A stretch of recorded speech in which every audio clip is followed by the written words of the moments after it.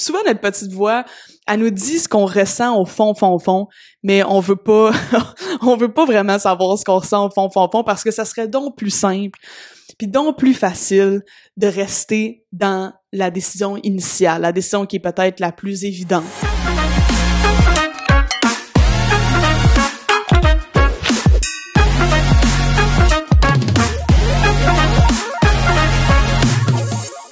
Hey, salut à tous, bienvenue à Croissance Métaphysique, le meilleur podcast pour libérer son plein potentiel, créer et manifester sa réalité de rêve à l'aide de la métaphysique. Je suis vraiment contente de vous retrouver pour un nouvel épisode aujourd'hui de Croissance Métaphysique. Aujourd'hui, j'ai eu envie de traiter d'un sujet que personnellement je trouve super intéressant. Je sais que j'ouvre tous les podcasts comme ça parce que on dirait qu'à mon avis à moi, tout est intéressant.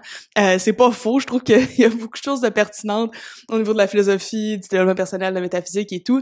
Mais aujourd'hui, c'est un sujet qui me tient particulièrement à cœur parce que en ce moment, je dirais que je me concentre beaucoup au niveau de peut-être ce que j'étudie, ce que je recherche, sur qu'est-ce qui nous motive à agir d'une certaine manière. Donc, on appelle ça la psychologie morale et c'est qu'est-ce qui va motiver un petit peu nos actions.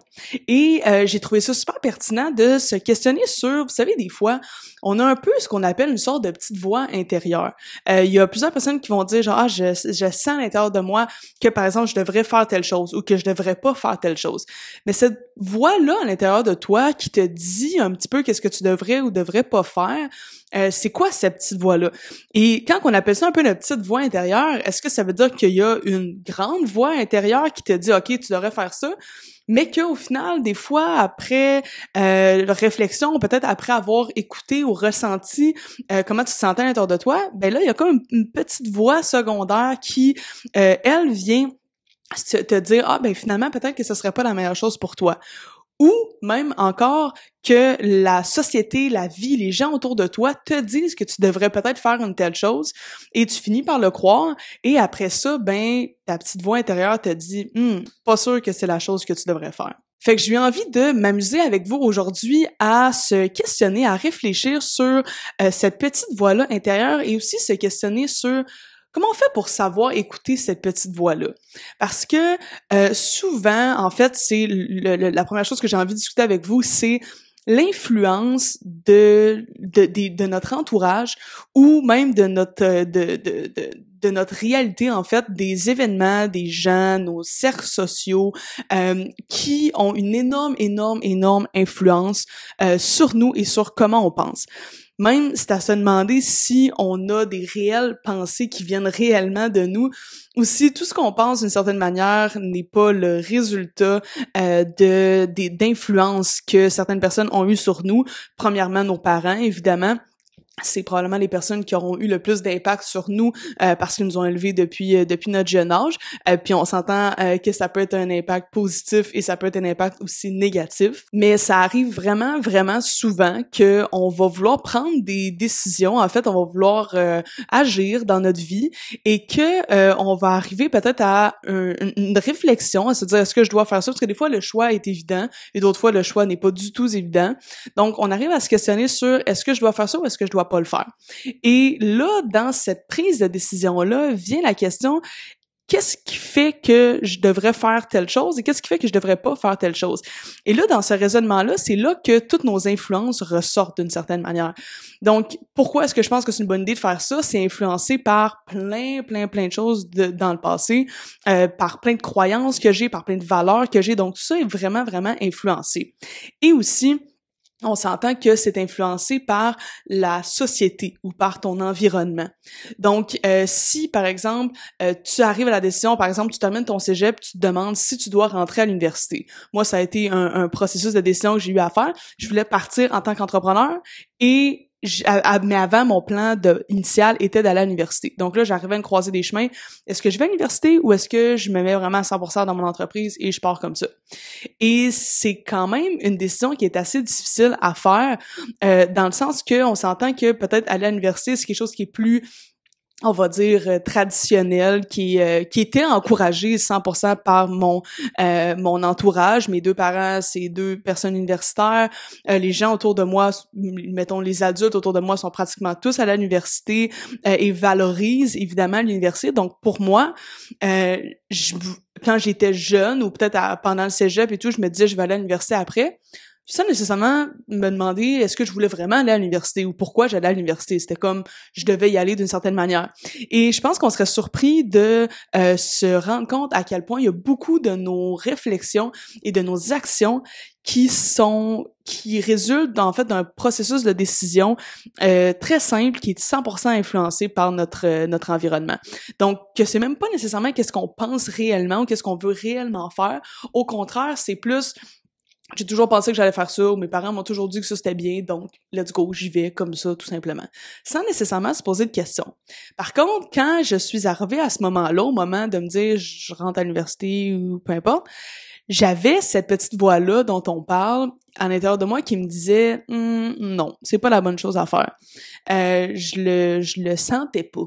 Et pourtant, c'était la décision initiale. Donc, j'avais vraiment cette peut-être grande voix-là à l'intérieur de moi qui me disait on s'en va à l'université, that's it, c'est le chemin qui est tracé. Mais j'avais ma petite voix à l'intérieur de moi qui me disait c'est pas le chemin que tu dois prendre. Puis cette petite voix-là, pour moi, peut-être qu'elle se manifeste différemment pour vous. Pour moi, on appelle ça peut-être une voix, mais ça se manifeste vraiment sous forme d'émotion, sous forme de sentiment. Par exemple, je me visualisais rentrer à l'université, tout ça, puis j'étais comme ça marche pas, je le sens pas, ça me tente pas, j'ai pas envie de ça. J'ai une émotion contraire puis contradictoire quand je pense à cette lignée-là. En ce moment dans ma vie, j'ai comme une émotion contraire quand je pense au plan que je dois mettre en application. Peut-être que vous écoutez ça en ce moment puis que c'est le genre de choses que vous ressentez par rapport à une situation dans votre vie où est-ce que vous êtes censé faire quelque chose puis au final vous le sentez pas, ça marche pas. Ben ça, c'est une manière d'écouter et de ressentir votre voix intérieure. Parce que cette voix-là, c'est pas nécessairement... Ça peut être une voix c'est une réelle voix, par exemple, votre voix dans votre tête qui vous dit quelque chose. Mais souvent, c'est plus subtil que ça. Si c'était aussi clair que de dire « Ah, ouais, non, finalement, faut pas que tu fasses ça, faut que tu ailles là. » Bon, ben, ça serait assez simple à suivre. Au contraire, c'est plus comme des émotions un peu contradictoires, comme je l'ai mentionné, qui vont te faire remettre en question la décision initiale. Et cette remise en question-là va peut-être même pas t'amener vers la bonne réponse, mais va peut-être plus t'amener vers ce que tu ne dois pas faire. C'est-à-dire, moi, par exemple, de ne pas rentrer à l'université, c'est plus ça que ma petite voix me disait. Est-ce qu'elle m'a tout expliqué le chemin de vie que je devais prendre à la place? Pas nécessairement, ça aurait été peut-être plus simple, mais non, au contraire, ça m'a permis de me lancer vers où j'allais apprendre d'une certaine manière. Peut-être qu'au début, tu le fais, tu prends la décision d'écouter ta petite voix intérieure, puis là, t'es comme, bon, ben, finalement, c'était un peu, ça fonctionnait pas tant. J'étais un peu mêlée, j'étais encore perdue. Même si j'ai décidé de pas rentrer à l'université, j'étais encore un peu mêlée. Ce qui est normal, puis c'est correct. Mais il y a des moments dans notre vie, j'ai l'impression qu'on est devant une situation peut-être pas tranchante, mais que on est dans un point tournant. Par exemple, moi, avec l'université. On est dans un point tournant, est-ce que je dois m'en aller là ou non? Et par exemple, pour moi, l'université, ça a été un moment tournant comme ça. Peut-être que vous avez vécu ça peut-être en relation, de dire je dois continuer la relation, ça fait des années que je suis en couple avec cette personne-là, peu importe, mais il y a quelque chose à l'intérieur de vous qui dit je suis pas là, je suis plus là, je ne le sens pas. Puis moi, ce que j'ai envie de vous dire aujourd'hui, c'est si vous avez une situation comme ça, où est-ce que votre petite voix intérieure vous dit l'inverse de ce que vous pensez devoir faire, à mon avis, à moi, vous avez pas le choix d'écouter cette petite voix-là. Pourquoi? Parce que il y a de fortes chances que si vous ne l'écoutez pas, ça va juste revenir. Faites juste décaler le problème au final. Parce que quand ce sentiment-là se manifeste, c'est bien rare qu'il s'en va tout simplement, puis finalement vous êtes donc bien à l'aise avec l'autre option quand il y a eu un certain moment où vous ne l'étiez pas. Fait que je pense que c'est très important au moins de prendre le temps quand on ressent cette petite voix-là, on ressent cette énergie-là un peu contradictoire pendant une certaine décision, on doit vraiment, vraiment prendre le temps d'accueillir l'émotion, d'accueillir la petite voix puis le message qu'elle nous envoie et de l'accepter et de l'écouter et non d'essayer de faire taire cette petite voix-là. Je pense qu'on a tous déjà essayé ça quand souvent notre petite voix, elle nous dit ce qu'on ressent au fond, mais on veut pas vraiment savoir ce qu'on ressent au fond parce que ça serait donc plus simple puis donc plus facile de rester dans la décision initiale, la décision qui est peut-être la plus évidente. Ça serait donc plus facile puis plus simple.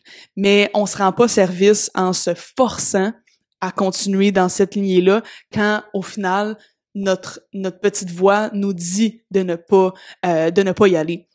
Donc, ça semble plus facile puis évident en apparence, mais si on fait juste essayer de taire cette voix-là et de continuer dans le chemin initial, on fait juste retarder le processus et quelques jours plus tard, quelques semaines plus tard, la petite voix va juste revenir encore plus forte, le sentiment contradictoire va juste revenir et ça va être juste encore plus difficile puis encore plus souffrant d'une certaine manière. Fait que c'est pas ça qu'on veut du tout, on veut pas ça, on veut être capable d'écouter cette petite voix-là et surtout de l'accepter et de ne pas être fâché, frustré, peu importe de comment on peut se sentir à cause de cette petite voix-là, parce qu'évidemment, c'est des sentiments souvent qui sont pas trop le fun parce que c'est des sentiments un peu de déchirement, c'est-à-dire que il y a deux options puis on n'arrive pas à choisir nécessairement entre les deux options. Donc, c'est des émotions qui sont pas très le fun et on a tendance à vouloir souvent faire taire cette petite voix-là, ce qui est pas du tout recommandé, comme je viens de vous l'expliquer. Puis j'ai aussi envie de vous mettre en garde d'une certaine manière à l'opinion des gens autour de vous ou à votre environnement et l'influence et l'impact que peut avoir votre environnement sur votre façon de penser, sur votre façon de raisonner, de réfléchir et de prendre des décisions. C'est-à-dire que souvent, comme je vous l'ai dit, votre entourage va avoir un impact sur vos décisions beaucoup plus que vous le pensez. Et c'est pas que, par exemple, je sais pas, vous arrivez à le croiser des chemins, vous devez prendre une décision, puis votre père va vous dire « Tu dois prendre cette décision-là, vas-y ». C'est jamais aussi clair que ça. C'est toujours très, très, très subtil et souvent, c'est tellement ancré à l'intérieur de nous qu'on va suivre un chemin sans nécessairement même se questionner sur est-ce que c'est vraiment le chemin pour moi? Et est-ce que c'est vraiment le chemin qui va m'amener où je veux m'en aller? Et puis c'est l'endroit où je veux m'en aller. Est-ce que c'est vraiment l'endroit où je veux m'en aller? Puis pourquoi j'ai envie de m'en aller à cet endroit-là? Je vous le garantis, là, que si on prenait le temps de se poser ces questions-là à un jeune âge ou même régulièrement de se poser ces questions-là, il y aurait bien moins de crise de la trentaine, de crise de la quarantaine, de crise de la cinquantaine, parce que on n'arriverait plus à un certain moment à se dire genre hey, je me suis complètement oublié, j'ai vécu pour les autres toute ma vie. Parce que ça arrive souvent et ça arrive à différents niveaux puis à différentes échelles, mais j'ai l'impression que ça arrive à la majorité des gens. Il y en a que ça va arriver vraiment à l'extrême, qui là vont tout remettre leur vie en question.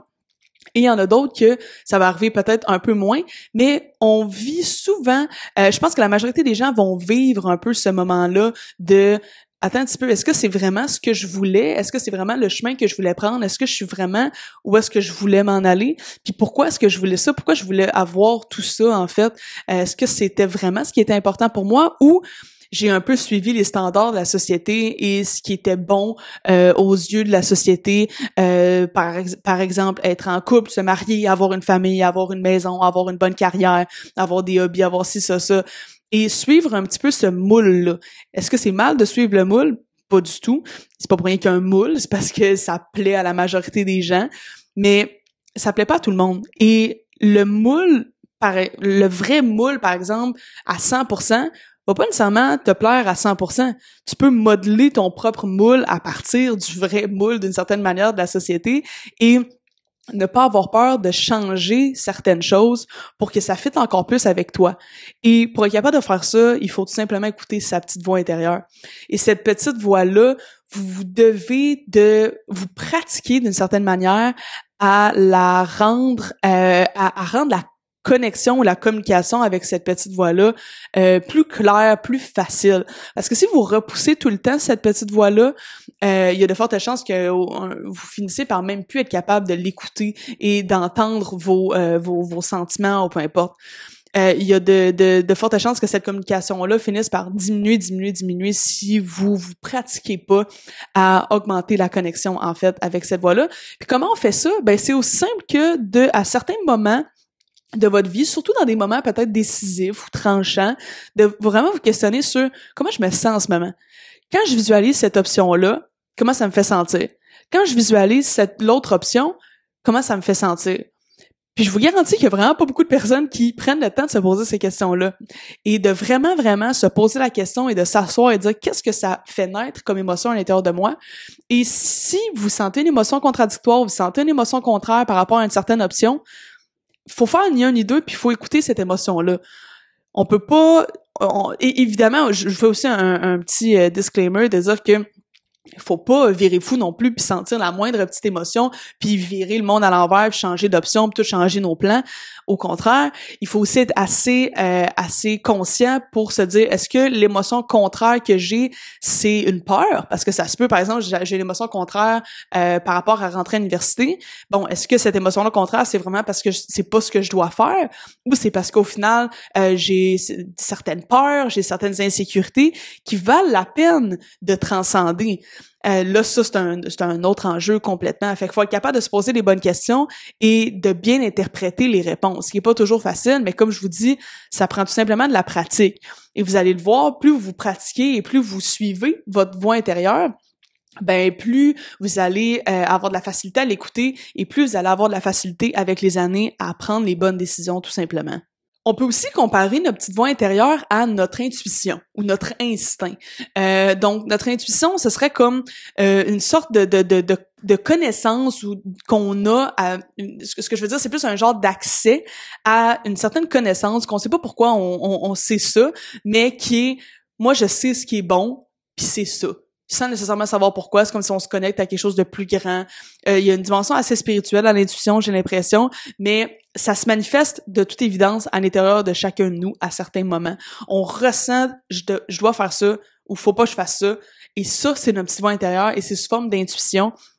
Et moi, je crois définitivement que de suivre notre intuition va nous amener où on doit aller. Je sais pas comment l'intuition est connectée à quelque chose de plus grand ou peu importe. Mais une chose est sûre, c'est que par mon expérience, quand je suis mon intuition, quand je suis comment je me sens, j'arrive à mes fins, j'arrive où je veux me rendre.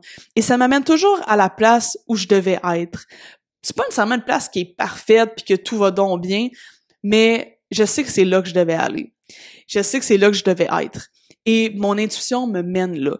Donc, je pense que, assurément, c'est super bon et super important de suivre cette petite voix-là intérieure et cette intuition-là. Je pense que c'est même un peu un devoir qu'on a envers nous-mêmes. Et il y aura pas de solution bonne aux yeux de la société qui va être supérieure à respecter comment tu te sens réellement. Fait que si toute la société puis tout le monde voudrait que par exemple, tu restes dans ton couple parce que t'as des enfants, parce que c'est pas bien aux yeux de la société de divorcer, parce que si ça, puis que toi, t'es fondamentalement malheureuse ou malheureux à l'intérieur de toi dans cette relation-là, puis tu sens que tu t'éteins à petit feu et que ta voix intérieure te dit « va-t'en de là », ben on s'en fout complètement de ce que la société pense et de ce qui est valorisé dans la société, ce qui a de la valeur, c'est ton sentiment intérieur. C'est comment tu te sens, c'est te respecter toi-même, c'est ton propre respect de toi et ça passe par écouter sa petite voix intérieure. Fait qu'écoutez, j'espère que ça fait du sens pour vous, tout ce qu'on vient de mentionner par rapport à écouter notre voix intérieure. Je pense définitivement que si vous pouvez mettre ça en application, vous allez 100% en retirer des bienfaits parce que, comme je vous dis, écouter sa petite voix intérieure, pour moi, ça m'a toujours mené où je devais aller. Quand même, attention, si vous ressentez peut-être une certaine émotion contradictoire, de la peur, de l'anxiété, de l'insécurité, peu importe, ça se peut que ce soit juste une façon de vous développer personnellement, de continuer dans cette voie-là aussi, et que c'est bien de continuer dans cette voie-là parce que vous devez juste passer par-dessus certaines peurs et vous allez juste grandir au final. Donc, l'option, c'est pas toujours de changer d'option, mais vous devez prendre le temps d'écouter votre voix intérieure et de vous respecter vous-même et être assez courageux pour prendre la décision que vous sentez réellement et prendre la direction que vous sentez réellement et non prendre une direction parce que c'est ce qui est valorisé par la société, parce que c'est ce que votre entourage s'attend de vous. Vous devez vous respecter, vous devez vous sentir bien dans le chemin que vous choisissez. Sinon, ça va juste revenir, je vous le garantis. Les chances que votre sentiment en ce moment de contradiction fasse juste s'en aller et que tout soit parfait puis que tout soit rose et tout est heureux, c'est très mince. Mais On sait jamais. Fait qu'au final, respectez-vous, faites-vous confiance. Votre petite voix, elle va vous amener où est-ce que vous devez aller. Faites confiance à votre intuition. Puis je suis persuadée qu'elle va vous mener où vous devez aller. Donc sur ce, j'espère que vous avez aimé l'épisode d'aujourd'hui. Je vous rappelle que en ce moment, j'ai des places de coaching d'offert autant pour les entrepreneurs qui veulent propulser leur entreprise grâce à leur potentiel intérieur, mais aussi pour monsieur, madame, tout le monde qui a envie de se développer personnellement, d'exploiter son plein potentiel, se réaliser soi-même. Fait que si t'es dans cette position-là en ce moment, puis tu dis c'est le temps, j'ai vraiment envie de passer une prochaine étape, puis d'incarner cette meilleure version-là de moi, je t'invite à m'écrire sur Facebook, Instagram, peu importe, sur YouTube. N'hésite pas à me contacter comme tu veux. Et si jamais vous voulez plus de contenu comme ça, vous pouvez me suivre sur Instagram aussi. Vous pouvez aller dans 2 groupes privés que j'ai créés pour vous, un groupe pour les entrepreneurs et un groupe pour tout le monde en fait qui veut se développer. Donc si jamais ça vous parle, je vous mets les liens dans la description en bas. Je mets beaucoup de contenu aussi, je vais faire des lives avec une interaction un petit peu plus avec vous. Donc si ça vous parle, rejoignez-moi là-bas, je vais vous accepter avec plaisir. Et sur ce, je vous dis namasté.